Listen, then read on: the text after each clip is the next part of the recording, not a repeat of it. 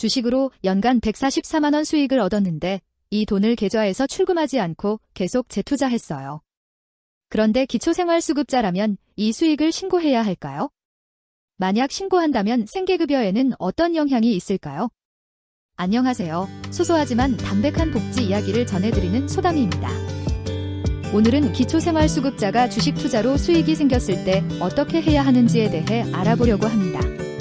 기초생활수급자 분들이나 예비수급자 분들 중에서도 소액으로 투자를 하시는 분들이 많아지고 있는데요. 혹시 이런 투자 수익이 생계급여에 영향을 주지 않을까 걱정하시는 분들을 위해 준비했습니다.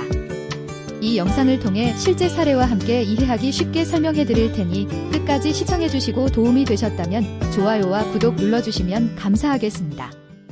기초생활수급자가 주식 투자로 수익을 얻었을 때 이것을 어떻게 처리해야 하는지 궁금하신 분들이 많으실 텐데요. 최근 한 수급자분이 이런 질문을 주셨습니다. 저는 기초생활수급자인데 주식에서 얻은 소득도 신고해야 하나요? 매달 주식으로 조금씩 투자해서 144만 원 정도 수익이 생겼는데 이 돈을 증권계좌에서 출금하지 않고 계속 주식에 투자하고 있습니다.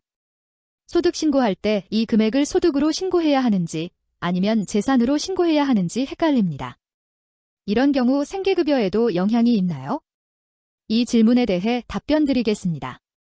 먼저, 주식 자체는 금융재산으로 분류됩니다. 주식을 보유한 상태에서는 금융재산으로 분류되어 사회보장정보 시스템을 통해 자동으로 조회가 됩니다. 그래서 따로 신고할 필요가 없습니다. 중요한 점은 주식에서 발생하는 이자와 배당은 이자소득으로 간주된다는 것입니다. 2025년 국민기초생활보장 사업안내에 따르면 이자소득은 예금, 주식, 채권의 이자와 배당 또는 할인으로 발생하는 소득으로 사회보장정보 시스템을 통해 조회되는 이자소득에서 이자소득 공제액 24만 원을 차감한 금액입니다. 예를 들어 144만 원의 주식 수익이 발생했다면 계산 방법은 이렇습니다. 144만 원에서 공제액 24만 원을 빼면 120만 원이 됩니다. 이 120만 원을 12개월로 나누면 월 10만 원이 됩니다.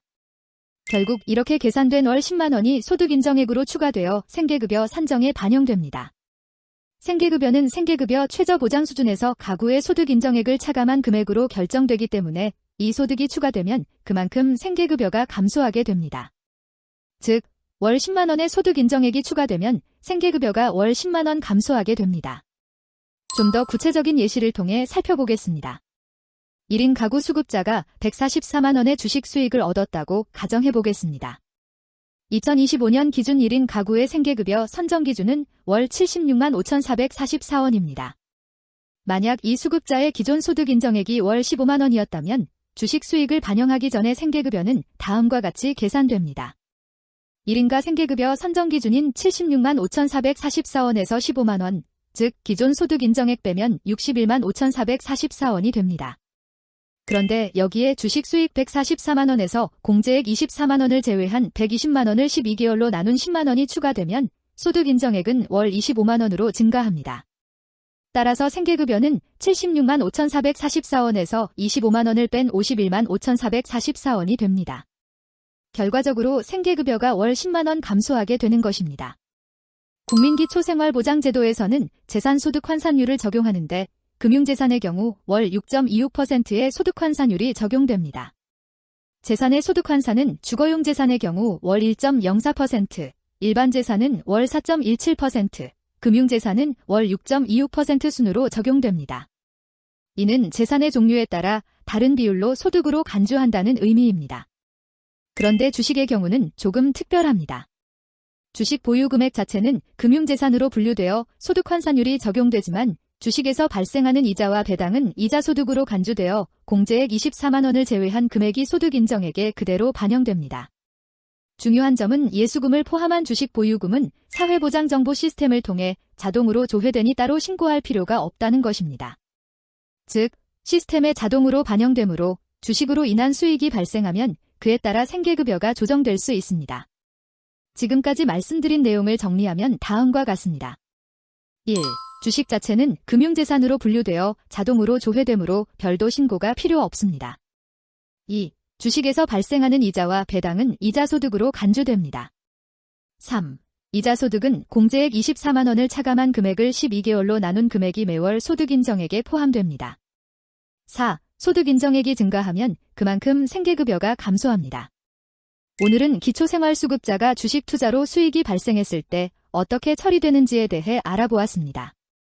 주식 투자 자체는 금융재산으로 분류되고 그로 인한 수익은 이자소득으로 간주되어 생계급여에 영향을 미칠 수 있다는 점을 기억해 주세요. 개인의 상황에 따라 적용되는 내용이 다를 수 있으니 정확한 정보는 가까운 주민센터나 보건복지상담센터 129번에 문의하시는 것이 좋습니다. 본인의 상황에 맞는 상담을 받아보시길 권장드립니다.